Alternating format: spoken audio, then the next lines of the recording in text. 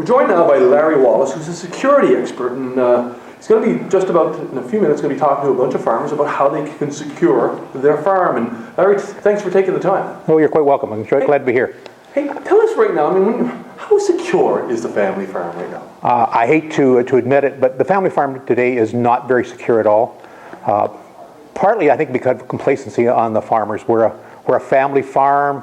We're safe. No one's going to bother us.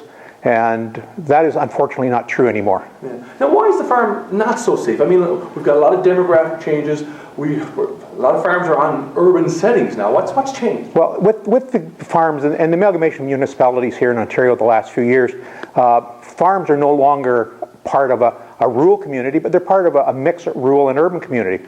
As a result, a lot of the people making decisions, whether it's the municipal councils, even dealing with the police. They're not used to dealing with farmers and agriculture, and farmers themselves are not used to of talking to people, especially the police and municipal people, in language that they understand. So when you call the police with a problem, they think, oh well, it's not much, it's just a little farm. And it's further from the truth. The farms today are big business and should be treated that way. So where are the dangers? Where are the security sort of holes, shall we say? Well, a couple of holes. Number one, most farms anyone can drive onto. As I drive around the countryside here, I see all kinds of entrances to farms, no gates, no trespassing signs anywhere to be seen. I could easily venture onto any of these farms. Even the farms where the houses are, you know, there's barns, there's nothing stopping me from going in. I could go in. And farmers are honest people, and as such, they're trusting people. And almost any story, I can talk my way into almost anywhere.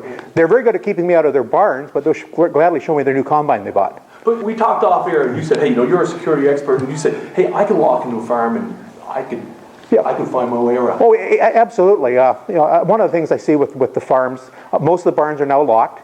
And to the farmers' credit, they went out and spent some money on locks. A lot of them are using these Unicam push-button locks.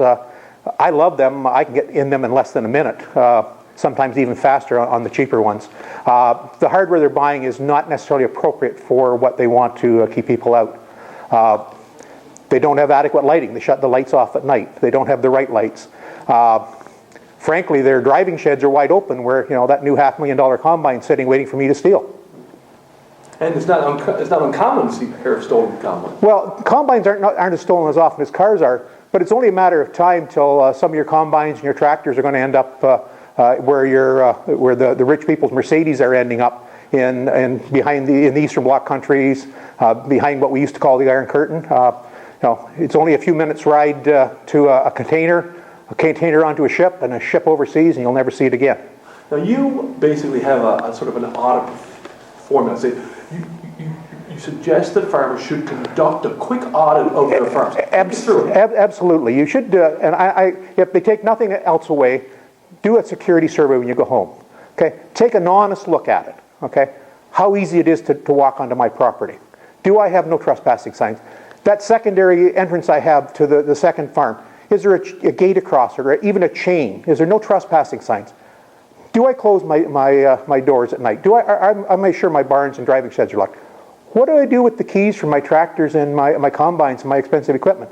Leave them in the ignition so we don't lose them? You may not lose the keys there, but you may lose the equipment. Things like that. How good is the lighting at night? Okay. Do I talk to people when they come on the farm? How much information do I give?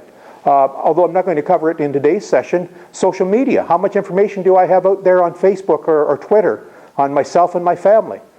Just how accessible is my family and my business to social media, as well as the ordinary protection. The secondary housing that I have, the house that I'm renting out, what background checks have I done on the people that are living there? Are they honest people? Are they there to steal the copper wire and the copper pipe out of my house and leave my house vandalized? Or worse yet, are they there to grow the #1 cash crop we have in Ontario for export? Even though the government's getting into the business, that's still big business here in Ontario. Hey Larry, this is great stuff. Thank you for your time today. Lots of things for people to think about. One thing, if farmers were to do one thing. One thing, just that one thing when you go home, do that security audit, do that security survey. Without a doubt, if you do it and do it honestly and be honest and truthful with yourself, you will find areas that you need to improve in your farm. Hey, thanks for your time. Okay, thank you.